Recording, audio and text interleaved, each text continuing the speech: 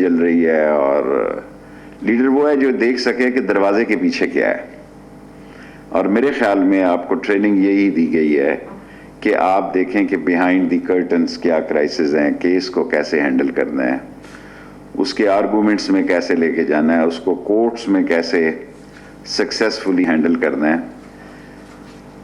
کیونکہ الٹیمیٹلی آخر میں بات آپ پر آ کے ختم ہو جاتی ہے. یہ بھی ایک سانے ہے، کیونکہ جب سارا معاشرہ کام نہیں کر رہا ہوتا اور معاشرے کی اکائیاں ایک تسبیح میں نہیں ہوتی اور دانوں میں بکھری ہوتی ہیں، اس وقت پولیس کی ذمہ داری اور زیادہ بڑھ جاتی ہے، اور پھر ساری قوم پولیس کی طرف آ کے جا کے پھر بات پولیس پر ختم ہو جاتی ہے. حالانکہ ایسا نہیں ہے. ایسا اس لیے نہیں ہے کہ معاشرے میں اکنامیکل کرائسس میں جو ہے اس کا بوجھ بھی سب سے زیادہ پولیس پہ پڑتا ہے. اور آخری بات جو میں آپ سے عرض کروں گا کہ حضور صلی اللہ علیہ وسلم نے فرمایا کہ اگر میری بیٹی فاطمہ تو زہرا بھی چوری کرے تو اس کے ہاتھ کاٹ دیے جائیں. لیکن حضرت عمر فاروق رضی اللہ تعالیٰ عنہ نے آ کے اسلام میں پہلی، اب اس کو کیا کہوں، اس کا لفظ میرے پاس نہیں ہے کہ کیا، کہ بھئی علاقے میں ہاتھ نہیں کاٹے جا سکتے.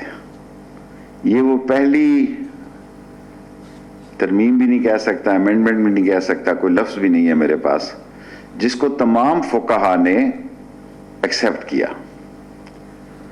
سو ہم جس ماحول اور معاشرے سے گزر رہے ہیں، میرا خیال ہے سب سے اہم ذمہ داری آپ پر عائد ہو رہی ہے، اور آپ نے اپنی دیانت سے، صداقت سے، جرأت سے، اینڈ انگلش میں کہتے ہیں for great achievement you have to take great risk, اور رسک لے کے، کیونکہ جب آدمی آنسٹ ہو اور کمیٹڈ ہو، ڈیڈیکیٹڈ ہو اور ڈیلیورنگ اپروچ رکھتا ہو، تو پھر اس کو رسک بھی لینے پڑتے ہیں اس ذمہ داری میں.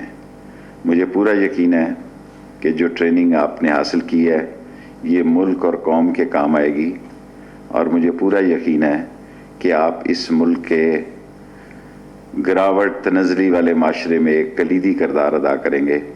اللہ تعالیٰ آپ کا حامی و ناصر ہو، اور آپ کو ترقی دے، آپ کو عزت دے، اور آپ کو کامیابیاں عطا کرے. Thank you very much every body.